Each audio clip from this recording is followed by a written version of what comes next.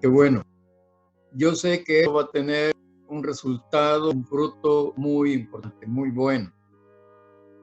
Una de las cosas que yo he observado es que esta actividad, comentábamos con mi esposa, ¿no? La ausencia o la presencia de unos o de otros. Y en este caso en particular, los que Dios ha querido que nosotros estemos, por decir así, congregados bajo un nombre, como es el nombre del Señor, pero también con un nombre que nos distingue, en este caso la Iglesia Cristo en vosotros, la esperanza de gloria, Ministerio de Hebrón. Estoy viendo que Daniel Rosinger como que está conectado, gracias a Dios, bienvenido. Es una bendición que estés conectado, hijo, y me alegro por eso y te bendigo en el nombre del Señor. Tenemos que entender que debemos tener una identificación. De hecho, por todos lados es necesario que todos aquellos que son creyentes en Cristo se distingan por eso, porque son cristianos, o sea, seguidores o discípulos de Cristo o de Jesús llamado el Cristo. Insisto en que nosotros debemos tener esa convicción y debemos definirnos, porque es bien difícil y de mal gusto estar sintiendo algo en el corazón y con un pensamiento en la cabeza, abrigando sentimientos encontrados que de ninguna manera, en primer plano, van a ser beneficiosos para la persona que se pone en ese estado.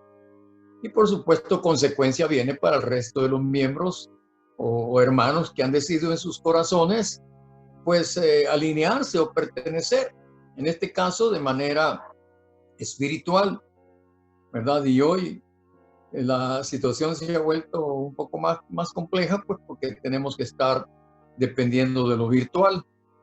Pero con todo, es una bendición que Dios nos permite tener este medio y debemos darle gracias a Dios por eso, ¿verdad? Dentro de poco tiempo esto va a desaparecer también, así como los lugares de reunión van a ser cerrados por las cosas que sean. Y aunque no sean cosas justas, siempre va a haber alguien que invente alguna iniquidad para contradecir, en este caso, no la religión en sí, porque si así fuera, entonces todas las religiones estamos en riesgo, no solo una, no solo la cristiana, todas las religiones que no se alineen con cierto pensamiento, cierta ideología, van a ser, como dijera, objeto de persecución o de objeto de violencia, ¿verdad? O objeto de conversión en su defecto. Pero de momento disfrutemos al máximo esta comunión que Dios nos permite. Disfrutemos al máximo. Cuando digo esto, es que disfrutemos de la amistad, disfrutemos de la comunión, disfrutemos de la hermandad, disfrutemos, hermanos, de la bendición de que el Espíritu Santo en el amor de Cristo nos une. Ese es el vínculo perfecto. Una religión, hermano, no cumple todas las expectativas en ese sentido, pero la comunión con Cristo y con el cuerpo de Cristo, eso sí es determinante, muy determinante. Estábamos viendo esto de la fidelidad en el griego. La palabra para fidelidad es la palabra pistos, con acento en la I, pistos, y significa digno de confianza, confiable, fidedigno, y de forma, bueno, eso es de forma objetiva, y de forma subjetiva, confiado, fiel, fielmente, creer, creyente y verdad. Un derivado de pistos es la palabra pistó, que significa asegurar y persuadir. Entonces, recuerden, el apóstol Pablo dice que debemos estar persuadidos en nosotros mismos. Persuadidos de que el que comenzó en nosotros la buena obra la terminará hasta el día de Jesucristo, ¿verdad? Y está la palabra pistis, que significa también persuasión, credibilidad y de forma moral, convicción. Y en este caso, convicción de verdad religiosa o también la veracidad de Dios o de un maestro religioso. En forma específica, confianza en Cristo para salvación, y de forma abstracta, constancia en tal profesión. Por extensión, el sistema de verdad religiosa o evangelio en sí mismo. También significa la palabra pistis, fe, fidelidad, y fiel como también gracia. Estoy dando todas estas informaciones para que entendamos, en este caso, porque vamos a entrar ahorita, hermanos amados, en lo que el apóstol Pablo revela acerca del misterio que encierra el matrimonio como un tipo en esta relación del matrimonio, como un tipo de la relación entre Cristo y su cuerpo, que es la iglesia. Cristo como la cabeza y la iglesia como el cuerpo. Pero qué unión, qué relación, qué compromiso, qué religión, si podemos usar esa palabra. Ya vimos aquí que religión implica relación, implica fe, creencia, y por supuesto una palabra que no ha aparecido aquí es dependencia, ¿verdad? Y también está la palabra pistikos en griego, que significa fidedigno, digno de confianza, genuino, que significa no adulterado. En este caso, habla de pureza o ser puro. Y luego la palabra pisteu, que significa tener fe en o con respecto a persona o cosa.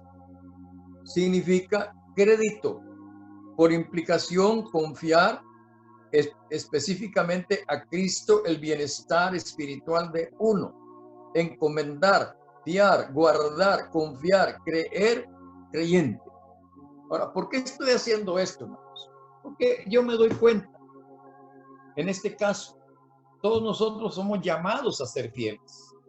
Fieles a, ¿verdad? En este caso, a Cristo, pero también fieles a todo lo que tiene que ver con Él. En este caso, la iglesia está relacionada con Cristo, y una cosa muy importante: no podemos ser fieles a Cristo y no a la iglesia. Eso sería hipocresía, porque al no ser fieles a la iglesia, no somos fieles al cuerpo de Cristo. Y en este caso, por conexión, ¿verdad? No somos fieles a Cristo, porque no podemos menospreciar su cuerpo y apreciar la cabeza. No se puede. Además, al hacerlo a menudo, nos hallamos en la posición de ser un solo miembro que menosprecia al cuerpo. Por lo tanto, ese miembro cae en un grave problema, porque se imagina, o por su soberbia, por su egoísmo o por su argumento, crea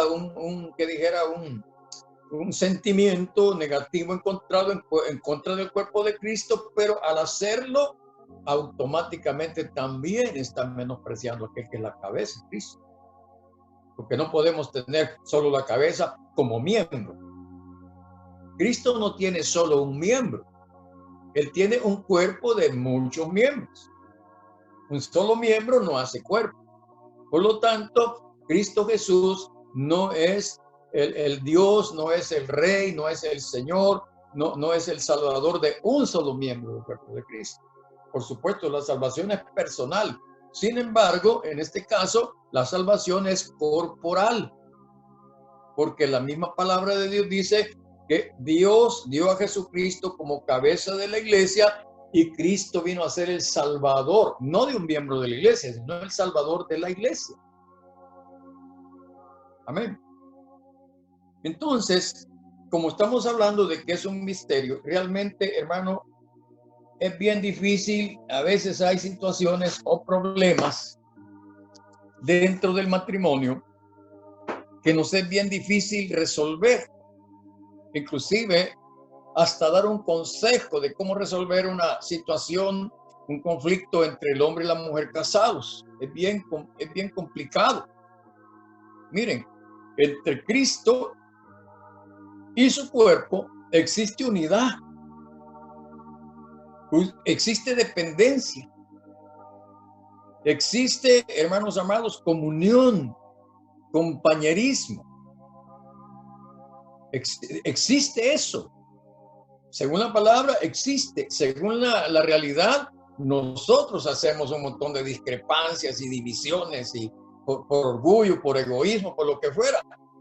Pero con todo, aun cuando nosotros podamos, inclusive, hermanos amados, se ha dado el caso de elaborar todo un aparato jurídico para darle validez, escuchen bien, a la división o a fomentar la ruptura de esa unidad, ¿verdad? Y se justifica en el hecho de una ley que permite que haya divorcio.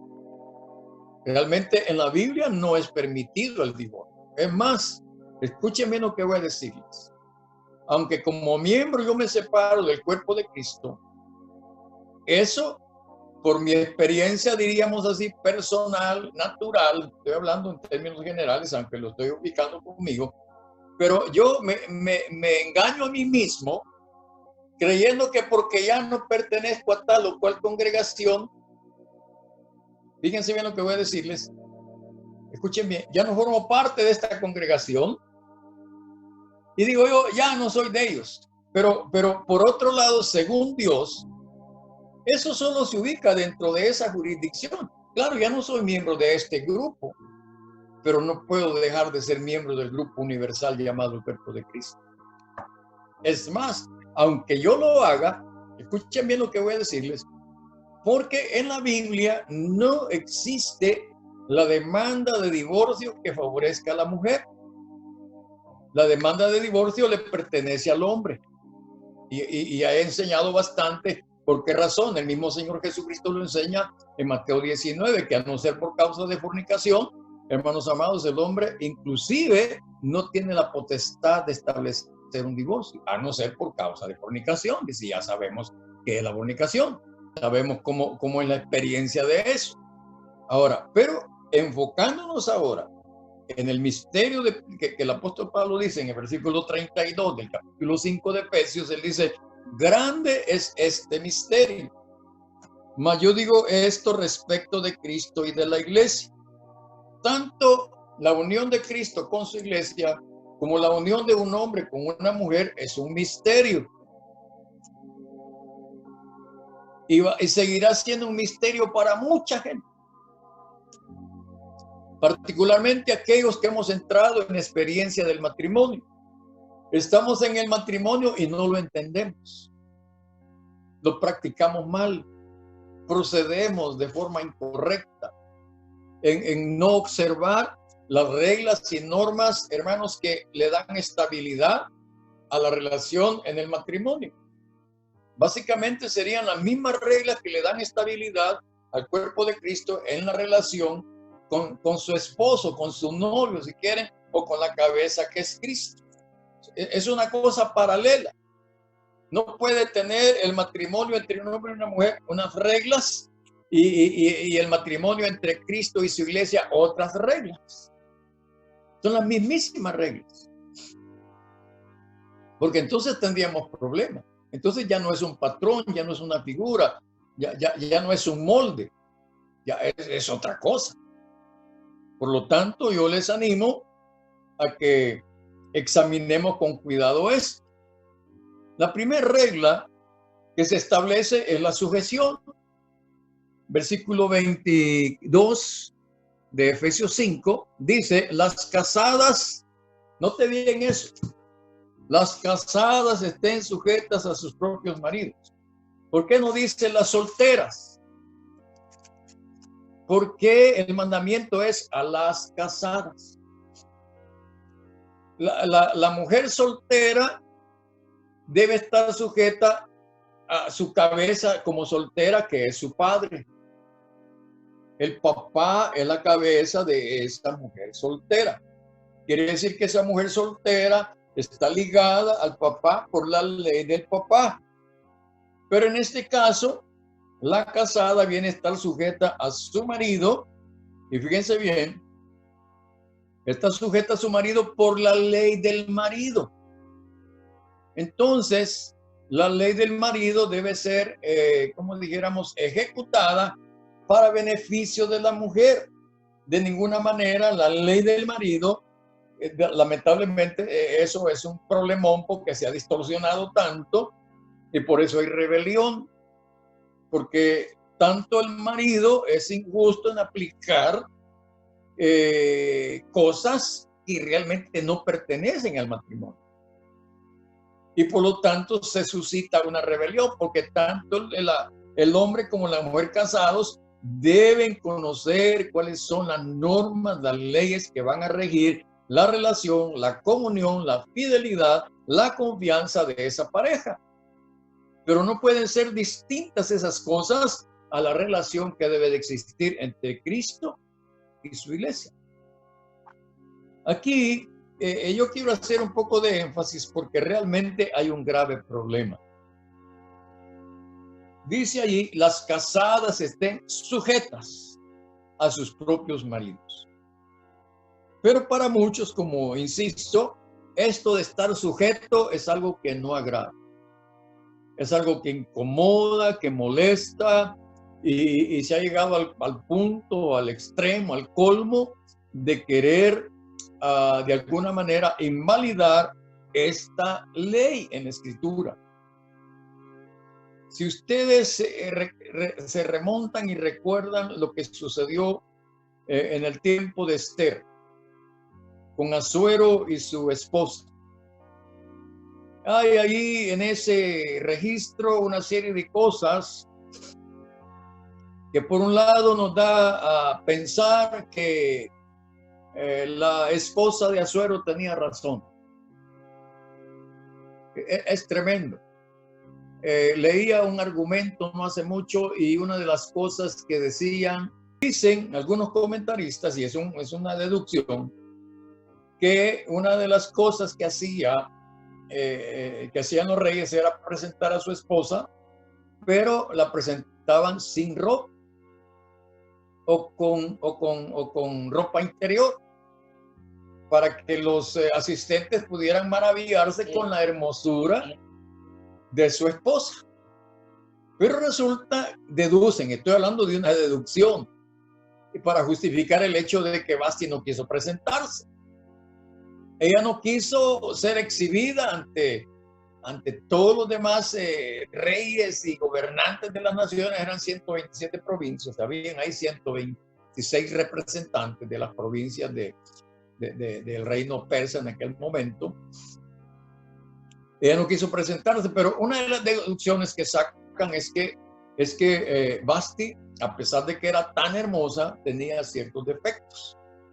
Y aparte de esto, suponen que ella había sufrido de alguna enfermedad virulenta, como por ejemplo un cáncer sanado que había dejado huellas, o una lepra, ¿verdad? O algo así como el sarampión negro y todo eso que llaman, que dejan huellas. Entonces ella no quiso presentarse, pero eso fue calificado como un objeto de desobediencia, que dejó mal parado, dejó mal predicado a Asuero. Pero por otro lado, yo lo que veo es que como es Dios, ¿cómo propició eso? Una costumbre que tenían ellos, lo utilizó Dios para traer la salvación a Israel o a los judíos en el tiempo de Esther. Es un misterio. Como les he dicho, Dios es Dios y es soberano y Él puede hacer como Él quiera y nadie puede o debería, como vaso de barro, estar preguntándole al Señor por qué hace las cosas como las hace. Lo que tenemos que ver nosotros no es necesariamente cómo hace las cosas Dios, sino cuál es el resultado de esas cosas, porque trajo como resultado beneficioso para los judíos que salvaran sus vidas. Pero ¿dónde comenzó todo? En una aparente rebelión y desobediencia, en este caso de Vasti con Asuero. Ya me fui muy lejos, pero la cosa es que a donde quiero llegar aquí, esta palabra sujeta, yo sé que ha sido mal interpretada. Yo pienso que si Dios dice que la mujer debe estar sujeta a su marido, ¿En qué estaría pensando Dios? ¿En el hombre o en la mujer? Por supuesto que para el hombre es una gran bendición y trae mucha, ¿qué le dijera yo? Mucha tranquilidad al hombre que la mujer se sujete.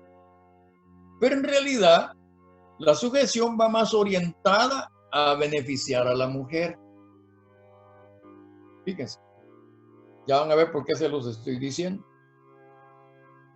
Porque a la iglesia le es sumamente beneficioso estar sujeta a Cristo, a la cabeza.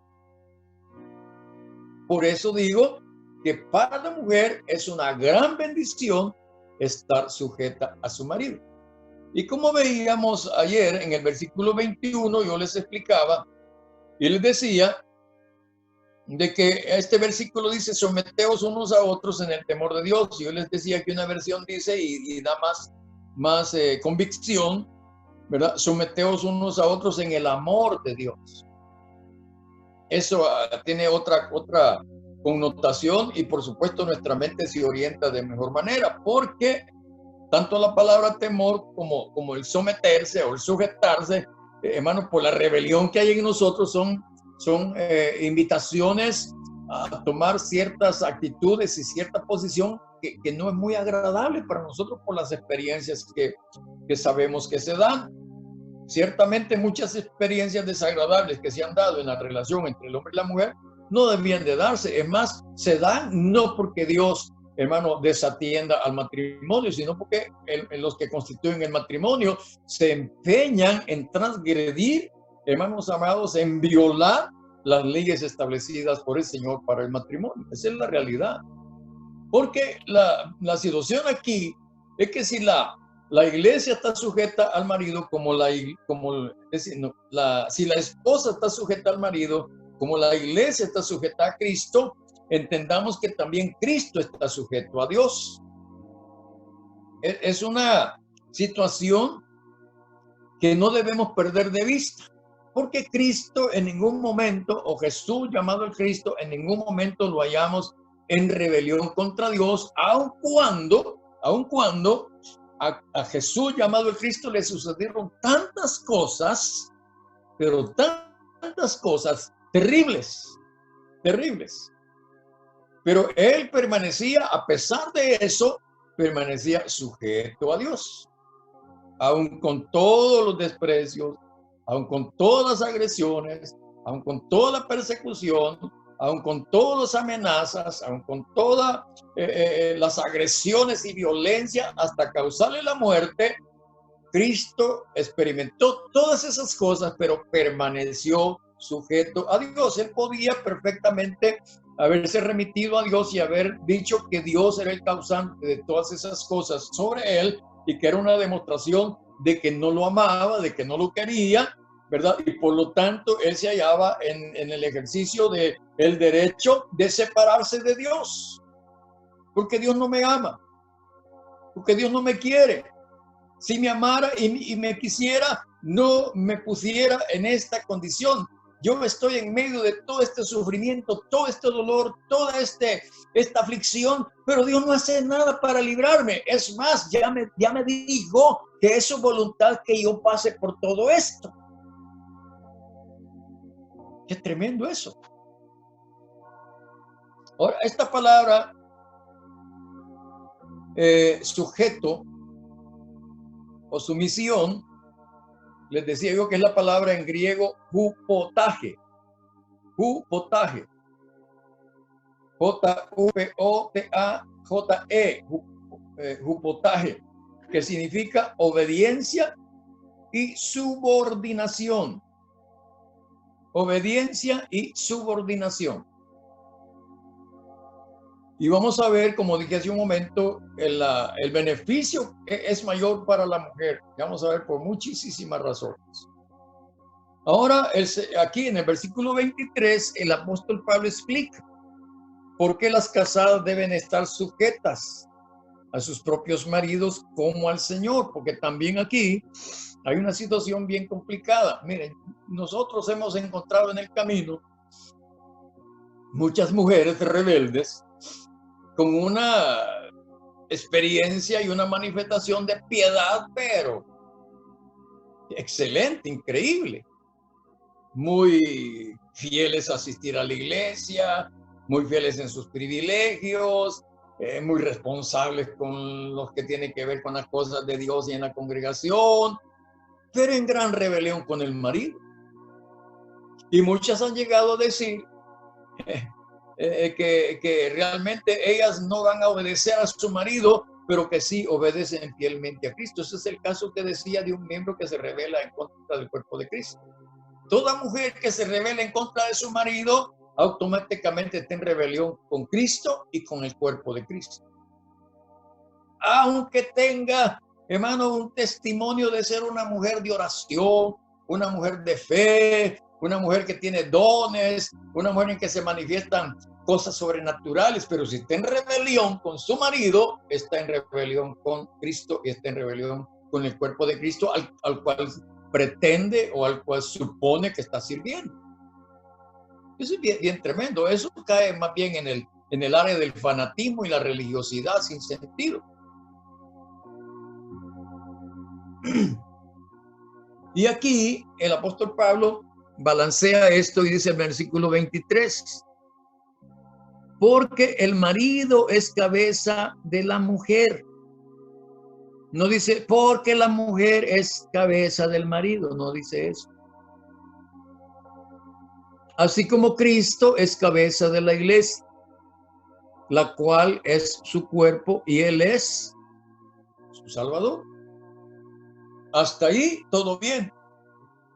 Pero ¿qué resulta o qué sucede cuando el marido, que aquí dice, y no lo podemos cambiar, ni nos atrevamos a cambiarla, por ninguna razón, aunque las cosas vayan mal, dice aquí, el marido es cabeza de la mujer.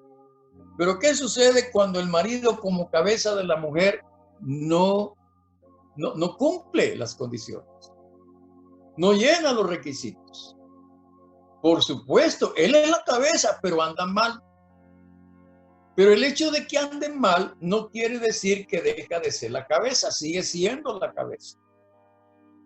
El grave problema es que cuando se anula esto en forma literal, lo que viene a suceder con una mujer divorciada, con una mujer que se separa, es que se queda sin cabeza.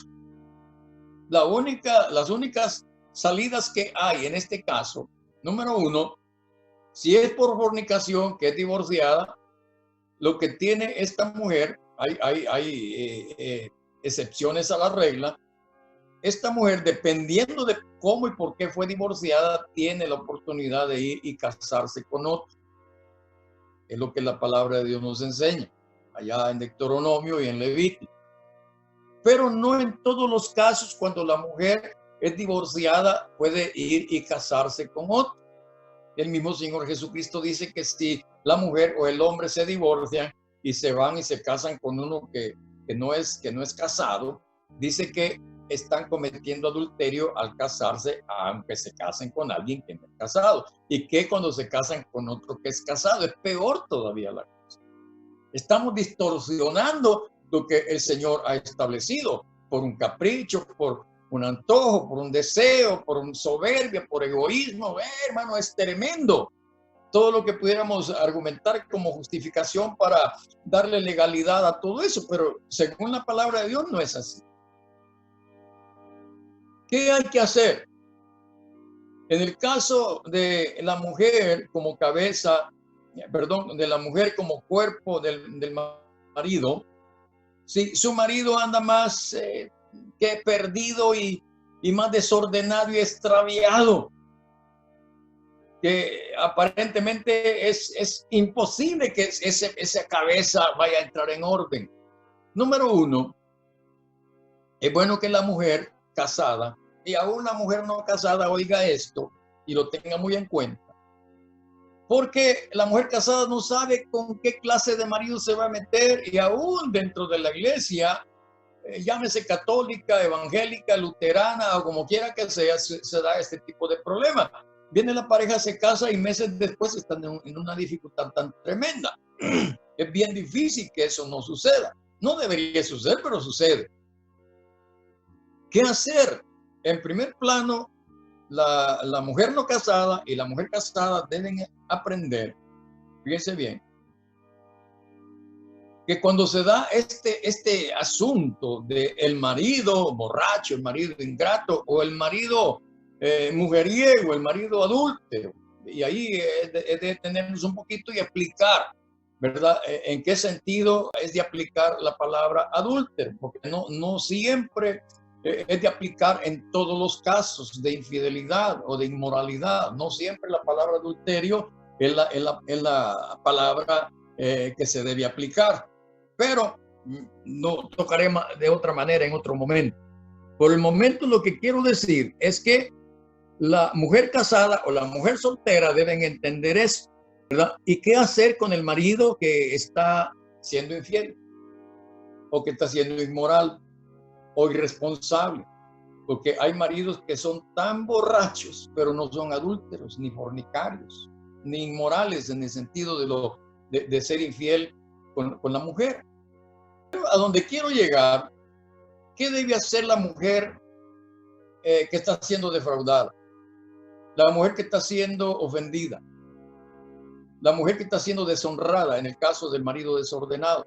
Número uno, hay que ir a la cabeza del hombre. La mujer tiene que ir a la cabeza del hombre, porque como cabeza del hombre, hermano, la cabeza de ese hombre debe decidir qué hacer con ese hombre. No es la mujer la llamada a tomar la decisión de qué hacer legalmente contra ese hombre. Es esta mujer, llámese una mujer casada, lo que tiene que hacer es ir y buscar a aquel que dice aquí la Escritura que es el Salvador de la iglesia. Hay que llevar el caso allá a Cristo, quien es el que juzga justamente. Nosotros no podemos juzgar justamente estas cosas. Nosotros tenemos que tomar el caso y llevarlo en oración, llevarlo de la mejor manera al conocimiento del Señor. No es que Él no lo sepa, pero la mujer agraviada debe ir a Cristo, sujetarse a la cabeza Cristo como miembro de la iglesia y llevar ese caso porque otro miembro del cuerpo de Cristo ha dañado a otro miembro del cuerpo de Cristo. Entonces Cristo tiene que intervenir. Y escuchen bien lo que voy a decirles. Cuando se sigue este patrón, esta norma, la mujer ya puso el caso ante el juez Cristo. Y lo que Cristo haga es un asunto de Cristo y ese miembro, en este caso el marido infiel. Otra cosa que debe hacer la mujer agraviada es incrementar, escuchen bien, una actividad de oración, de ayuno, de ruego, de súplica por su marido. Es muy saludable porque el Señor va a intervenir sobre ese marido infiel. Si él decide, lo va a cortar. Si él decide, lo va a confrontar en alguna manera y va a traer juicio sobre su vida para hacerlo entender. Pero ese es el asunto de Cristo. Se esperaría que el hombre infiel, el marido infiel, entienda. Si no entiende, el Señor lo que va a hacer es cumplir lo que Él mismo ha determinado. Cuando un hombre y una mujer se unen de manera legal delante de Dios, se dice hasta que la muerte los separe. Puede ser que la muerte venga sobre el marido, fiel o no, de una manera natural. Pero puede ser que venga de una manera infligida, en este caso de aquel que es la cabeza del cuerpo y que es cabeza de ese miembro en particular. Él va a decidir qué hacer. Por eso la mujer debe entrar en un ruego, en una súplica por su marido, a fin de que Cristo tenga misericordia de él. Número uno, perdonándole la vida, perdonándole el pecado, ayudando a ese hombre a restaurarse. La mujer no puede llegar delante de Jesucristo y decirle, Señor, yo me voy a divorciar de ese hombre por tal y tal razón. Dios no va a asistir eso. Jesucristo no va a aprobar eso de ninguna manera. Lo que el Señor Jesucristo está esperando de una mujer que se halla en conflicto con su marido es que la mujer vaya con él, vaya con el juez y que ponga el caso delante del juez. Y lo que el juez decida, eso es lo que va a suceder. Pero la mujer agraviada debe convertirse en una que suplica, que ruega, en una que busca la emancipación, la liberación de ese marido que ha sido afectado por lo que sea, y que lo vuelva a la cordura, que lo vuelva y lo transforme en un hombre diferente, a pesar de que haya sucedido lo que sea. Pero no se puede romper delante de Dios, hermano. Si una mujer y un hombre se unen para la eternidad, no para un tiempo. No es temporal. La unión de un hombre y una mujer no es temporal, como tampoco la unión de Cristo con su iglesia lo es. No es temporal la unión de Cristo con su iglesia. Hoy nos damos el lujo nosotros de ahora andar con Cristo y mañana andar con el diablo. Pero viene el día cuando eso no será así, de ninguna manera. ¿Por qué la casada debe estar sujeta a su propio marido? Como al Señor. Son dos cabezas en este sentido. Cristo como cabeza de la iglesia, de este miembro llamado la mujer, que es miembro del cuerpo de Cristo. Pero por otro lado, el marido como cabeza de esa mujer, que a la vez es miembro del cuerpo de Cristo. Tiene dos cabezas, pero cuando esta autoridad, el marido, falla sobre ella, ¿a quién debe remitirse? Es a la cabeza del marido. No tiene que ir a buscar a los jueces de esta tierra, allá a los legisladores de este mundo, porque los legisladores de este mundo son corruptos. El único que tiene la facultad, que tiene, hermanos, la primacía en juzgar entre el marido y su mujer es el Señor, porque Él los ha unido. No es la sociedad la que nos ha unido. No es el aparato jurídico de una nación la que une al hombre y la mujer. Sencillamente lo que hace ese aparato es legislar, ¿verdad? O legalizar ante la sociedad esa unión. Pero de allí la unión espiritual, la unión corporal, la unión física o la unión moral del hombre y la mujer está establecido en la ley del Señor, no en la ley de los hombres. Por lo tanto, véanlo de este modo. Porque el marido es cabeza de la mujer, así como Cristo es cabeza de la iglesia, la cual es su cuerpo y Él es su Salvador. Vamos, por favor, ya vamos a ir terminando, porque ya esto nos avanzó. Pero espero que lo que estoy diciendo lo tomen muy en consideración y de veras, hermanos amados, dispongámonos para que resolvamos esta situación, porque la mera verdad es que, hermanos amados, esto ha afectado a la sociedad por muchísimo tiempo, debido a que dejamos de observar lo que está establecido en la Escritura. Y a cambio de lo que está establecido en la Escritura, hemos implementado las cosas que al hombre se le ocurren, de que qué cosa es mejor para el hombre y la mujer casados. El hombre, la ley del hombre no puede determinar qué cosa es mejor para el hombre y la mujer casados. Quien lo determina es el Señor. Entonces, amados hermanos, entendamos esto. Quiero que vayamos, por favor, y veamos algunas escrituras. En el capítulo 7 de 1 Corintios, en cuanto a las cosas de que me escribisteis, bueno le sería al hombre no tocar mujer, pero a causa de las fornicaciones cada uno tenga su propia mujer y cada una tenga su propio marido. El marido cumpla con la mujer el deber conyugal y asimismo la mujer con el marido. La mujer no tiene potestad sobre su propio cuerpo sino el marido. Ni tampoco tiene el marido potestad sobre su propio cuerpo sino la mujer. ¿Qué quiere decir esto? Que lo que yo haga con mi cuerpo físico Hermano, lo que está sucediendo es que yo estoy usando mal un cuerpo que no me pertenece. Estoy dañando la propiedad de otro. Y lo que la mujer haga con su cuerpo, igualmente, Dios lo ha puesto de esa manera. Es un misterio. Fíjense que en la mente no cabe. Bueno, mi cuerpo no me pertenece. Este yo está metido en el cuerpo que dice aquí la Escritura, no que es un cuerpo de mujer, sino que es un cuerpo que le pertenece a la mujer. Y el cuerpo de la mujer le pertenece al marido. Dios lo ha hecho así para que haya, como les dijera yo, una ligadura, un encadenamiento. Esto no lo podemos romper.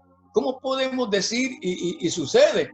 Yo hago con mi cuerpo lo que a mí me dé la gana. Mire, eso no es cierto, bíblicamente no es cierto. Mi cuerpo es tremendo, pues esa palabra, mi cuerpo. Y qué tremendo, ¿no? Al cual yo le digo mi cuerpo, no es mi cuerpo, es el cuerpo de mi mujer. Y el cuerpo de mi mujer es mi cuerpo. Por lo tanto, hermanos amados, al violar este cuerpo, estamos violando la propiedad ajena. Vamos al capítulo 11 de 1 Corintios, versículo 2, 11:2 de 1 Corintios. Os alabo, hermanos, porque en todo os acordáis de mí y retenéis las instrucciones tal como os las entregué.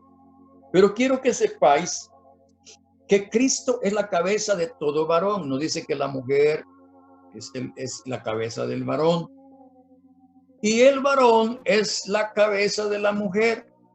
Aquí cambia un poco las palabras porque no dice y el marido. Dice aquí el varón es la cabeza de la mujer y Dios la cabeza de Cristo. Fíjense, hermanos amados, en el versículo 11, no quiero meterme en ese aspecto que Pablo usa ahí de la oración y la cobertura de la mujer, pero en el Señor ni el varón es sin la mujer, ni la mujer sin el varón, porque así como la mujer procede del varón, también el varón nace de la mujer, pero todo procede de Dios. Entonces, ¿qué vamos a hacer en este caso? Nosotros no podemos invalidar, y aunque lo hiciéramos, no va a afectar, según Dios no va a afectar eso sigue en vigencia. La mujer se divorcia, el hombre se divorcia, pero en Dios ese matrimonio está latente, porque lo unió Dios, y lo que Dios une, nadie debe separarlo, excepto la muerte. Y ya como les dije hace un momento, puede que la muerte venga por una situación natural o un accidente, algo fortuito, o Dios interviene para cortar a ese hombre, como le sucedió a Nabal. ¿Cómo se llamaba la esposa de Nabal? Abigail. Ustedes recuerdan que el hombre se quedó hecho piedra, dice la Escritura, porque era un hombre necio, como su nombre lo dice, Nabal. Pero ¿quién intervino ahí? Dios cortó a Nabal. ¿Sí? ¿Y qué hizo David? Viene y la toma por mujer, porque la mujer había quedado sin marido, sin cabeza. Y David viene a ser la cabeza de esa mujer. Qué tremendo eso. Ahora, mire, yo sé que muchos problemas y muchos dolores y mucho sufrimiento ha habido con las parejas casadas porque por soberbia, por egoísmo, por hipocresía, en fin, por un montón de intereses carnales, mezquinos, mundanos, nos hemos atrevido a violar estas normas. Es increíble, pero es cierto. Por lo tanto, volvámonos a las reglas de Dios. Hagamos a un lado cualquier argumento que nosotros queramos, hermanos, implementar para justificar mi capricho. Me ha hecho sufrir tanto este hombre que ya no quiero estar con él. O me ha hecho sufrir tanto esta mujer que ya no quiero estar con ella. ¡Fuera de aquí! ¿Dónde dice la palabra de Dios que hay que hacer tal cosa? Y cuando menciona una excepción, el apóstol Pablo explica las reglas de eso. Dice que si un hombre o una mujer se separan, mujer y hombre casados se separan, que el precio de esa separación es quedarse sin casar.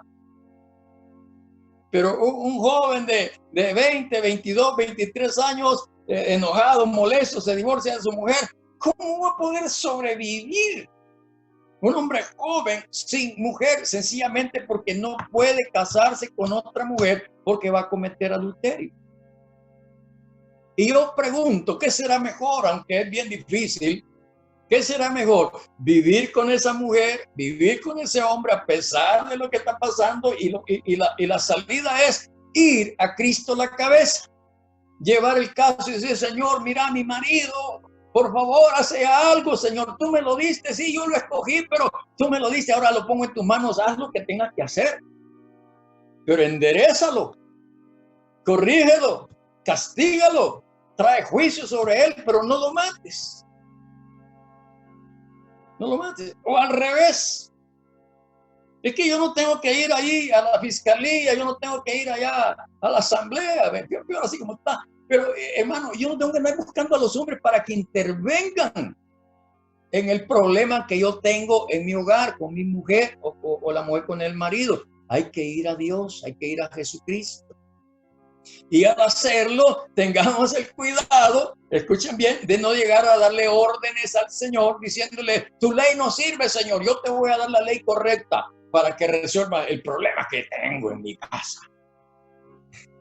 Es una situación bien difícil. Si Dios no interviene, estamos, por decir así, condenados a vivir el resto de nuestros días en la compañía de una mujer o de un hombre que de veras nos hace la vida de cuadritos. O estamos condenados a terminar nuestra vida solos hasta que el cónyuge muera por alguna razón y me quede libre. Porque solo siendo viudo estoy libre para ir y casarme con otra mujer. Y debo tener el cuidado ahora ya en este punto de no meter la pata otra vez, sino que ajustarme a los requerimientos del Señor, a la guianza del Espíritu. Una cosa que les dije yo allí, que todo lo que viene en todo esto no puede ser cumplido, experimentado, si no estamos llenos del Espíritu Santo. ¿Y qué tan lleno del Espíritu Santo puede estar una persona o un matrimonio que vive en constante conflicto, peleando, ofendiéndose, desagraviándose, inventando cosas, calumniando, amenazando, cuestionando, celando? ¡Qué terrible eso! ¿Será propio de hombres y mujeres casados, cristianos? ¿Será propio decir que están llenos del Espíritu Santo? Tampoco podrán estar llenos de cualquier otro espíritu menos del Espíritu Santo. Porque si una mujer está siendo agraviada y está llena del Espíritu Santo, hay que ir a aquel que la bautizó con el Espíritu Santo. Señor, mira, estoy en este problema, por favor, haz algo. Sí, dice el Señor, me va a agarrar de los pelos, si es que todavía tengo, y me va a sacudir, me va a reprender, me va a disciplinar. Bueno, ¿te portas bien? Oh, él sí puede hacerlo. ¿Sabe que hay casos donde hombres y mujeres casados, debido a lo que está sucediendo, optan por contratar a un asesino? Van a visitar a alguien que les aconseje cómo deshacerse del cónyuge. Hay casos donde la mujer en la comida le va poniendo veneno despacito al marido. Pequeñas dosis de veneno y lo va matando lentamente. Murió el marido y dice, es que se murió de un paro cardíaco. Es que le dio no sé qué, no sé cuánto. Y han hecho autopsias y han descubierto que muchos hombres fueron asesinados por su mujer, envenenados por su mujer. Era la única forma de deshacerse de él. Pero ¿qué hizo esa mujer? Un asesinato, un homicidio. ¿Y en qué posición está ahora? Está peor que como estaba viviendo con su marido. No equivoquemos las cosas. Vamos a aquel que ha